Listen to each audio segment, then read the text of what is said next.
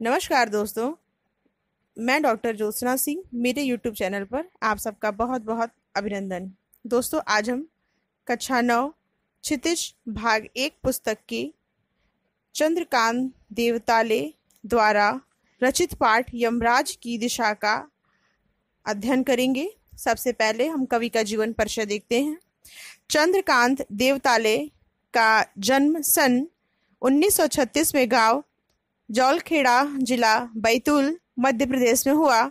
उच्च शिक्षा इंदौर में हुई तथा पीएचडी सागर विश्वविद्यालय सागर से। साठोत्तरी हिंदी कविता के प्रमुख हस्ताक्षर देवताले जी उच्च शिक्षा में अध्यापन कार्य से संबद्ध रहे।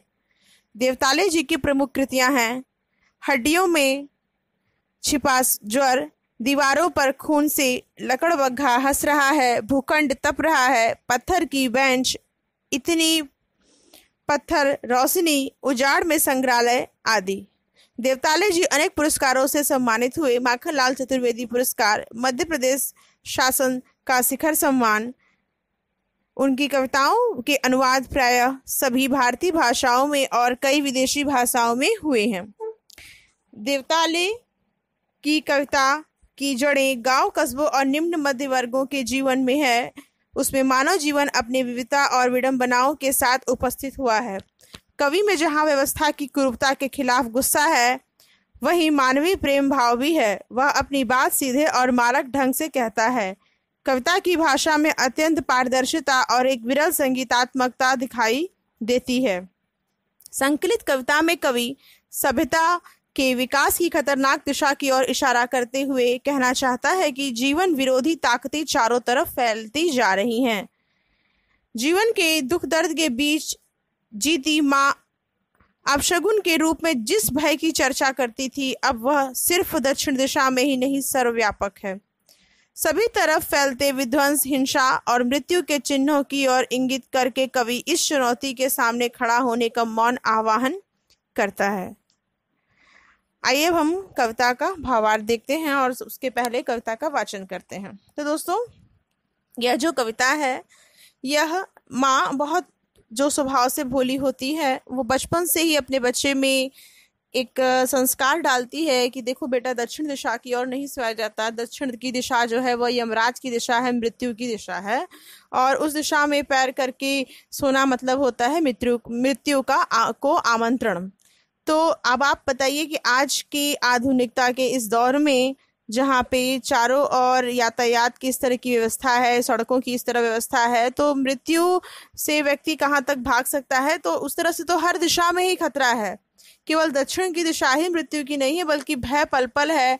कहीं खान पान के अव्यवस्थित स्वरूप में देखिए शरीर की क्या स्थिति हो जाती है। तो उस प्रकार से माँ की जो वह धारणा, कभी शुभ अपशगुन को जो माँ एक दिमाग में बैठाती थी, आज चारों दिशाओं में स्थिति वैसी ही है। कवि प्रस्तुतकर्ता के माध्यम से यह समझाने की कोशिश कर रहे हैं कि माँ कहती है कि माँ की ईश्वर से मुलाकात हुई या नहीं। कवि कहते हैं माँ के लिए कि माँ की ईश्वर से मुलाकात हुई या नहीं कहना मुश्किल है, पर वह जताती थी जैसे ईश्वर से उसकी बातचीत होती रहती है और उससे प्राप्त सलाहों के अनुसार जिंदगी जीने और दुख बर्दाश्त करने के रास्ते खोज लेती है। कवि का मानना है, कवि ने सभ्यता के विकास की खतरनाक दिशा की ओर इशारा करते हुए बताया है कि जीवन विरोधी जो ताकतें हैं, जो जीवन हमसे हमारा जीवन छीन सकती हैं, चारों तरफ फैलती जा रही हैं। माँ की ईश्वर से भेंट हुई या नहीं यह कहना कठिन है, लेकिन उनकी ईश्वर से बातचीत होती रहती थी और उनसे मिलने वाले सलाहों के सहारे के जीने और दुख सहने के रास्ते खोज लेती थी। अब आइए दूसरी पंक्ति देखते हैं। माँ ने एक बार मुझसे कहा था कि दक्षिण की तरफ पैर करके मत सोना। माँ ने एक बार मुझसे कहा था दक्षिण की तरफ पैर करके मत सोना, वह मृत्यु की दिशा है और यमराज को क्रुद्ध करना बुद्धिमानी की बात नहीं। अब दक्षिण की दिशा की ओर सोना मत, यह मृत्यु की दिशा है, यमराज को नाराज करना बुद्धिमानी की बात नहीं। लेकिन क्या व्यक्ति आज किसी को सबको प्रसन्न करके एक सुखी जीवन जी सकता है? एक की बात मानना तो दूसरे को नाराज करने के बराबर होता है। अब आइए कवि के शब्दों में कवि ने कहा कि माँ ने एक बार मुझसे कहा था कि दक्षिण की तरफ पैर करके मत सोना, वह मृत्यु की दिशा है और यमराज मृत्यु के देवता हैं। उन्हें नाराज करना ये कहाँ की बुद्धिमानी है। अर्थात यमराज को नाराज नहीं करना चाहिए, यमराज को प्रसन्न करना चाहिए, प्रसन्न रखना चाहिए। अर्थात उनके तरफ पैर करके नहीं सोना चाहिए। पैर करने से उनका अपमान होता है और फिर वह हम पर आघात करते हैं। अगली पंक्ति में देखिए, तब मैं छोटा था और मैंने यमराज के घर का पता पूछा था। उसने बताया था, तुम जहां भी हो वहां से हमेशा दक्षिण, हम जहां भी रहते हैं वहां से हमेशा दक्षिण दिशा। कवि के अनुसार कि जब मैं बालपन में था तो मैंने माँ से एक सवाल किया कि दक्षिण की दिशा कहाँ है, यमराज का घर कहाँ है। तो कवि कहते हैं कि तब मैं छोटा था और मैंने यमराज के घर का पता पूछा था। उसने बताया था कि तुम जहां भी हो वहां से हमेशा दक्षिण में माँ की समझाइश के बाद दक्षिण दिशा में पैर करके मैं कभी नहीं सोया और इससे ज्यादा फायदा जरूर हुआ। दक्षिण दिशा पहचानने में मुझे कभी मुश्किल का सामना करना नहीं पड़ा। अब दक्षिण दिशा के लिए जो भय उत्पन्न हो गया तो दक्षिण की दिशा को पहचानने में कवि को कभी कोई समस्या नहीं आती थी। वही बात कह रहे हैं कि तब मैं बहुत छोटा था और मैंने यमराज का घर का पता पूछा था। उसने बताया कि वह दक्षिण दिशा में रहता है। माँ के समझाने के बाद दक्षिण में पैर करके मैं कभी नहीं सोया। इससे यह लाभ हुआ कि मुझे कभी दक्षिण दिशा में को पहचानने में कोई कठिनाई नहीं हुई। आगे की पंक्तियों में देखिए, मैं दक्षिण में दूर दूर तक गया और मुझे हमेशा माँ की याद आई। मैं दक्षिण में दूर दूर तक गया और मुझे हमेशा माँ याद आई। दक्षिण को लांग लेना संभव नहीं था। होता छोर तक पहुंच पाना तो यमराज का घर देख लेता। कवि कहते हैं कि मैं दक्षिण दिशा की ओर दूर दूर तक गया। दक्षिण दिशा से संबंध है यहाँ पर दक्षिण की यात्रा से भी। दक्षिण को पार करना संभव नहीं था। यदि मैं कोने तक पहुंच पाता तो यमराज का घर अवश्य देख लेता। अर्थात मैं माँ के कहने, माँ की धारणा के आधार पर बड़े दूर तक उसको अपनाया, लेकिन मैंने यमराज का घर नहीं देखा। मुझे तो चारों ओर यमराज दिखाई देते थे। पर आज जिधर भी पैर करके सो वह दक्षिण की दिशा हो जाती है। वही दक्षिण की दिशा हो जाती है। सभी दिशाओं में यमराज के